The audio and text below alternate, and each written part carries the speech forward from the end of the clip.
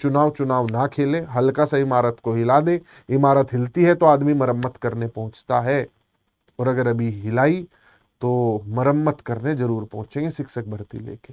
कैसे हो भी सभी प्यारे प्यारे साथियों, आप सबका स्वागत है आपके अपने चैनल टीचर्स अड्डा पर। ये मेरा पहले का बयान आप लोगों ने सुना।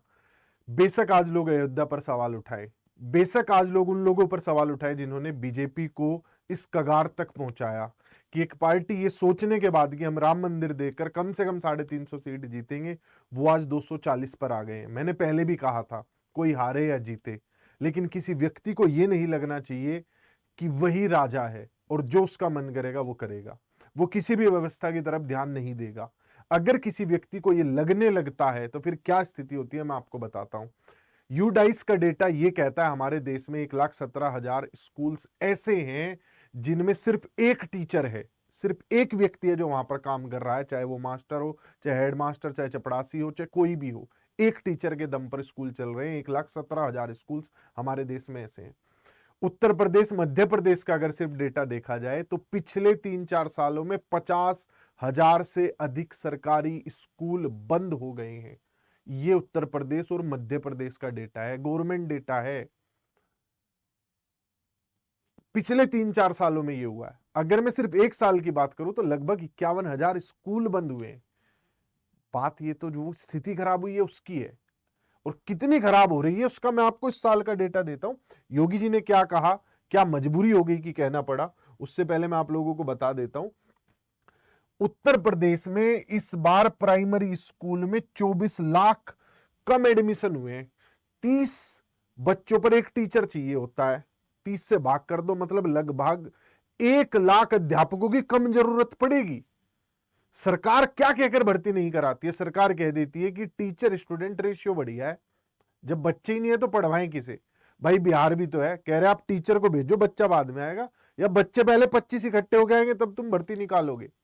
तो स्कूलों की स्थिति सही करो। देश की जनसंख्या बढ़ रही है, उत्तर प्रदेश की जनसंख्या कई देशों से ज्यादा है, फिर भी बच्चा स्कूल में पढ़ने नहीं आ रहा, या तो फिर आपने स्कूलों की व्यवस्था इतनी खराब कर रखी है। ये स्थिति थी, ये सबको पता थी, सब कह रहे थे कि सरकारी स्कूल इतने खराब होते जा रहे हैं कि एडमिशन नहीं हो रहे हैं, प्राइवेट स्कूल अपने कमरे बढ़ाते जा रहे हैं, बिल्डिंग पे बिल्डिंग बढ़ाते जा रहे हैं, सरकारी स्कूलों में एडमिशन ही नहीं हो रहे। रीजन क्या है? बेहतर शिक्षा नहीं मिल पा रही है। केंद्रीय विद्यालयों में क्यों बच्चे लड़ मर के एडमिशन ले रहे हैं, नवोदय विद्यालयों में क्यों लड़ मर के एडमिशन ले रहे हैं? कारण ये है सीधे सीधे। बात करते हैं अब भर्ती की। भर्ती में जैसे ही हार का स्वाद चखा, जैसे ये हुआ कि मोदी जी को पहले वो मेरी गद्दी जाते जाते बची, अब योगी को लग रहा है इतने सांसद हरवा दिया कि मेरी गद्दी ना चली जाए, तो स्थिति क्या हो गई है? जिन विभागों में रिक्तियां और नियुक्तियां की जानी है, तत्काल अधियाचन चयन आयोग को भेजा जाए। शिक्षा सेवा चयन आयोग बन चुका है, सारे चयन आयोग हैं कि फटाफट भेजो, और ई अधियाचन भेजो, पत्र के द्वारा नहीं कि महीनों महीनों प्रक्रिया चलती रहेगी। ई अधियाचन के तौर पर आप अभी से अभी भेजेंगे। ठीक, ये सारी चीजें उन्होंने लिखी है। नियुक्ति के लिए अधियाचन भेजने से पूर्व नियमावली का सूक्ष्मता से परीक्षण कर लिया जाए ताकि बाद में कोई कोर्ट केस भी ना हो। अब कान टाइट कर रहे हैं, योगी जी के हुए, जनता ने बीजेपी के किए, अब बीजेपी के जो मंत्री हैं वो अधिकारियों के करेंगे, तभी तो जाके चीजें सही होंगी। आप लोग ही ढीले पड़ जाओगे तो कैसे सही होगा? आगे पढ़ के बताता हूं स्कूलों को लेकर क्या कहा है। शिक्षकों के स्थानांतरण हमारे यहां क्या है, उत्तर प्रदेश में किसी स्कूल में 15 टीचर, किसी में एक भी नहीं। मतलब सबको अच्छी पोस्टिंग के नाम पर ना व्यवस्था ही नहीं है कि सब लोगों को इस हिसाब से सेटल किया जाए कि सब अपने घरों के आसपास भी पहुंच जाएं और स्कूल भी ढंग से चले। कहीं पर बहुत टीचर, कहीं पर टीचर ही नहीं है, व्यवस्था बहुत खराब है।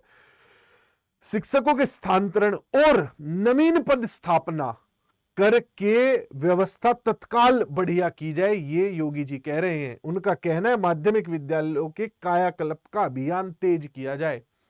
और ये स्थिति अगर आगे आप फिर सचेत नहीं करके रखोगे, अगर आप सवाल नहीं पूछते रहोगे, अगर आप सिर्फ एक चीज को देखकर खुश होते रहोगे और बाकी 20 चीजों को खराब होते दोगे, तो भाई सही नहीं होगा।